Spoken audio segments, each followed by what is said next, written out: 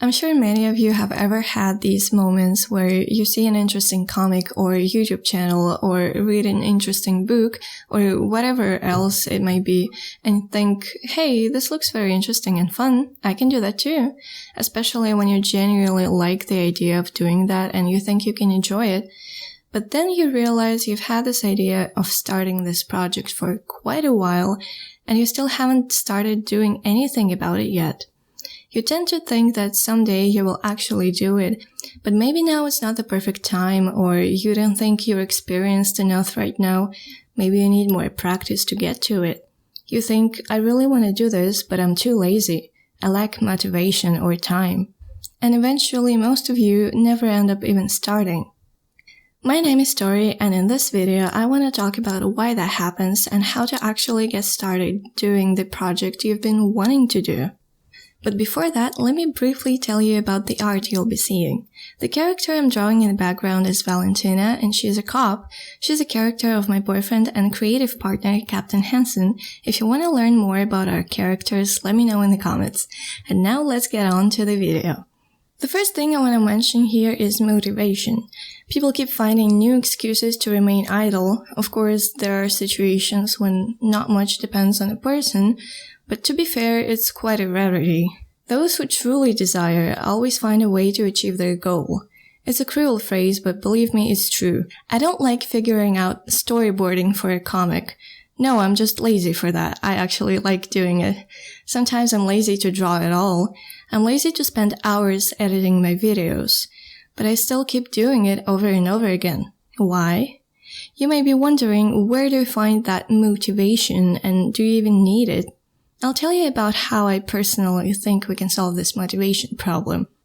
I will not be talking about laziness and procrastination and the reasons for them, since I don't really think it makes much sense for what I'm going to talk about in this video. Motivation. This word makes some people sad, but gives others extra energy. Why is that? It's generally accepted that motivation is something that gives you the energy to do something. Simply put, it's true. However, not many people understand where motivation takes that energy and where it comes from. As a result, we have many creative people who are just sitting there waiting for motivation to come from above. So what is this motivation at all? If you ask me, I will give you this definition. Motivation is a desire to achieve one's goal. For example, to write a book, draw a comic, create a game, film a movie, and so on. Based on this, we can conclude that everyone who wants to create something has to be motivated. Then why don't they create anything if they have motivation? It's very simple. They lack the desire. Maybe for some of you it's a discovery, but people are driven by their desires. If motivation is about the goal, then desire to do something is about being excited about the process. You don't have to be excited all the time, of course. You just need to love what you do in general. The path you're chasing needs to make you happy. A person who doesn't have motivation but has the desire to write a book will probably not make it. They will just want to do that. Sometimes, of course, they will be affected by inspiration and write 1 or 2 pages a month. But this will not lead them to their goal. That person is probably gonna quit doing that eventually. Without a desire to write, without being excited about the process of writing, you will either not write anything at all, or you'll be writing one book for your entire life. The irony is that it's oftentimes quite hard to understand whether or not you really have the desire to do something. Maybe you heard the saying, if you really want, you will find a way to do it, or something like that. Let's think about this phrase. Imagine you're forbidden to write forever. Whatsoever. Not even some notes, not even write down your ideas. Would you be comfortable living such a life? If yes, then probably you don't have any desire. According to that, we can see that someone who is excited about writing books and is willing to keep writing them will search for ways to start writing again and again. Another example. You're at home and all of a sudden your hands get filled with every single book you may have theoretically written for your entire life. You being all happy are running to the publishing house, and what is your plan next? Let's assume that you gain a lot of money, glory, and even author's immortality, and all that just in 1 year. What are you gonna do next? If you will not write another book, then you don't have the desire to write at all. And all that time you are driven by motivation for one reason or another. Why am I telling you this at all? I've seen many videos where artists would share their comic journey and a lot of comments saying, I can't draw a comic, I want to draw a comic too, but I can't start for some reason. How to start drawing a comic? So that you don't have such questions, sit down on your bed in silence and think, what do you really want? Write a book, money, glory, or do you want to just write? It's a fundamental truth. Those who want, go and do that. Those who don't want, find excuses. Things like laziness and procrastination will simply not work on a person who has a strong desire to do something, who is genuinely excited about what they do. And if it does work on them, it's more of a rarity for times when this person is really tired or something like that. Laziness and procrastinations are an obvious sign of not understanding what you truly want. Think about it. At this point, you probably have some questions, and now I'll answer the obvious ones. First of all, what to do if you don't have the desire to write, but you really want a book? You should ask yourself, why do you want the book in the first place? Money, glory, immortality? You can get them with many other ways, and if you're not designed to, or just don't have the desire to write books, then just search for another way to achieve your goal. If you want to tell a story but you can't write, then you just need another format. Animation, comics, music, there's plenty of ways to tell a story. The next question would be, what if I have both desire and motivation?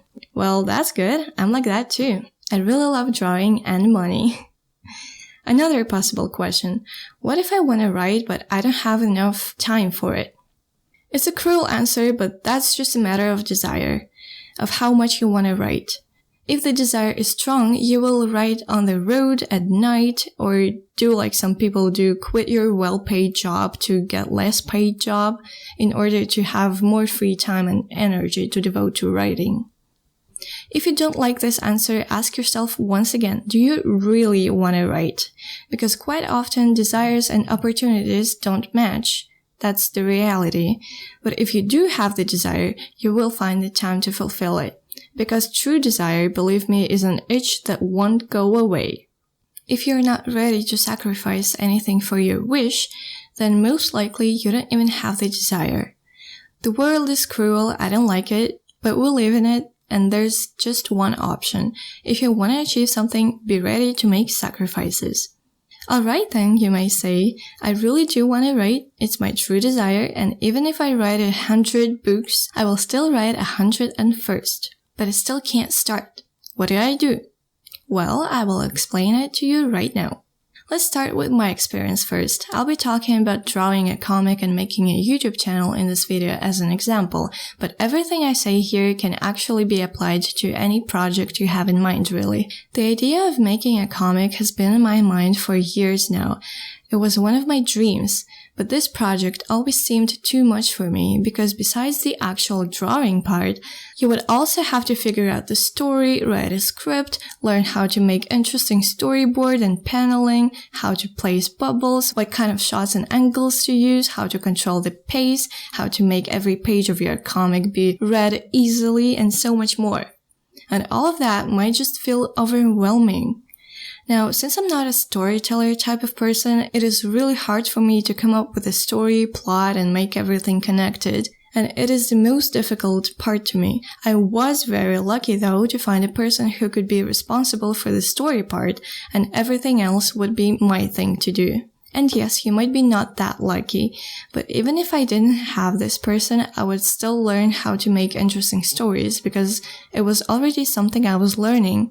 Regardless of all of that, I still have so much work to do. Before drawing a comic that I really want to put all my effort into and make it really, really good, I need some practice.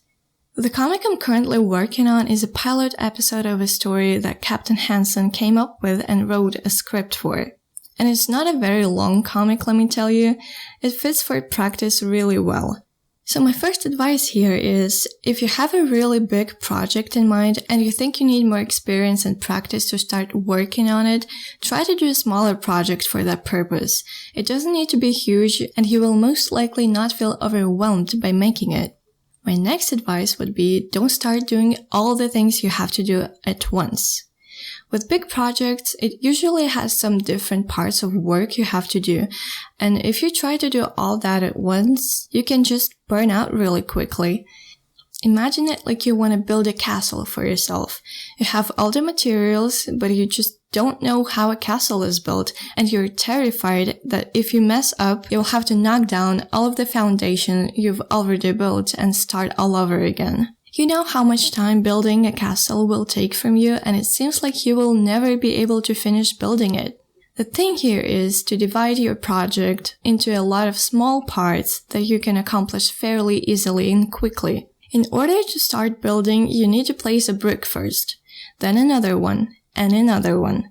And slowly but surely, eventually, it will lead you to building the entire castle. So don't just focus on the definitive goal. Focus on the small parts you can do right now and that don't need much time or energy. What I do with making a comic, my first step was to analyze what good comics already do and how they use their tools and make it efficient. I already had several superhero comic books, so I just went and reread them, analyzing how they do the paneling and other things. I took many notes in my notebook, took pictures of pages I considered very interesting, so that I can go back and look at it whenever I feel like I need it. Also, I heard that different comic genres use different tools, so I decided to go and buy myself a manga book as well, just so I can have a better idea of how differently I can use certain aspects of comics. So as you see here, I started doing just some small things. The same goes with a YouTube channel.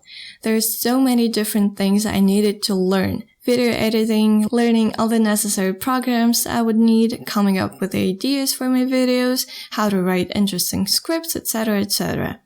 Did I start to do it all at once? No. First of all, I got a notebook where I would write down every idea for a video I had in mind. I did not want to waste my time before I can save up money for the programs I would need to use, so I just started writing scripts for my videos. And let me tell you, I wrote my first script months before I started uploading videos on this channel. And while doing that, it actually made me even more excited to make my channel and work on it. It boosted my interest and desire because I was just enjoying the process and I needed more.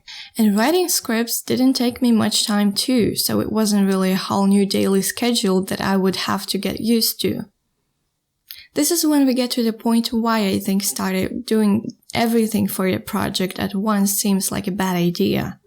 We're all creatures of a habit, and if we try to do so much work we've never done before, it will not only feel overwhelming, but also very uncomfortable, and so your body will quickly refuse to continue doing it. It will make you just give up. Because we need time to get used to new things, and when there's a lot of them coming all at once, we just have a breakdown and burn out. That's why it's so important to start with little things. First, I got used to just writing scripts for my videos, not worrying about everything else. And when that started to feel like a natural thing for me to do, I started recording my voiceovers. Then I started learning video editing and so on. So if you want to start a big project, start doing something. You don't need to do everything at once. Even very little and simple things will keep you on track, and you will not just waste your time doing something else, hoping that one day you will finally do the thing. Even little things are better than nothing, right? Little things will keep you consistent. Place 1 brick a day. When you get used to it, you will naturally start placing 3 bricks a day and feel comfortable doing that. Another advice here. Once you've actually started, of course you want your creation to turn out good, if not perfect. And so you're willing to put all your effort, time, and dedication into it. I understand it perfectly well. But if you will constantly be trying to make whatever you make perfect, you will eventually stay disappointed and might even start to hate your work. Because when we start something new, we will always make mistakes. It's just inevitable. We can't make something perfect without the process of learning. And the best way to learn something is through practice. Your first piece will never be good enough. So you don't need to try your best to make it perfect. Your first video on YouTube will never be better than your second one, just like your first comic page will never be better than your second one. Because when you'll be making a second video or drawing a second comic page, you will already have the experience of working on your first one, and this is how you improve. It will always be disappointing and demotivating to all of us when we put so much effort into something and end up realizing that what we've just done isn't good enough. Whether somebody tells us about it or we compare our work to what others with much more experience than we have do. So the best thing you can do is not try too much to make whatever you make perfect. Just do it in a way that keeps you excited and interested in what you're doing. That way you will stay consistent and will less likely burn out and quit, especially when you really like what you do. Don't worry much about the quality, it will come to you eventually, because quality is the final product of your mistakes. Now let's conclude everything I've said here. First, ask yourself if you truly want to do whatever you want to do, or you just want to achieve something else by doing that. Are you really passionate about it? Second, if you know it's your true desire, divide your project to a bunch of small ones and start doing the small things you can already do. Things that don't require much time and energy for you to spend. Third, don't try to make your first piece as perfect as possible. You don't want to lose your passion and excitement about the process. Be open to making mistakes and don't be overly criticizing about your results. Just make it good enough for you to like it yourself. Hopefully these tips were helpful. If you're curious about the comic I'm currently working on, I don't know yet how and where I will post it eventually. For now, I think of uploading the pages to my DeviantArt page, and maybe when it's done, I'll also post it on Webtoon. I'm not sure if you can upload a one-shot comic there though. If you know something about it, please let me know in the comments. I really don't know for sure what to do with it just yet, so if you have any ideas, I'll be happy to know. I hope you enjoyed this video and thank you all very much for watching. If you're interested in reading Captain Hansen's stories, a link to his page as well as to mine will be down in the description. Have a great day and I'll see you soon. Bye!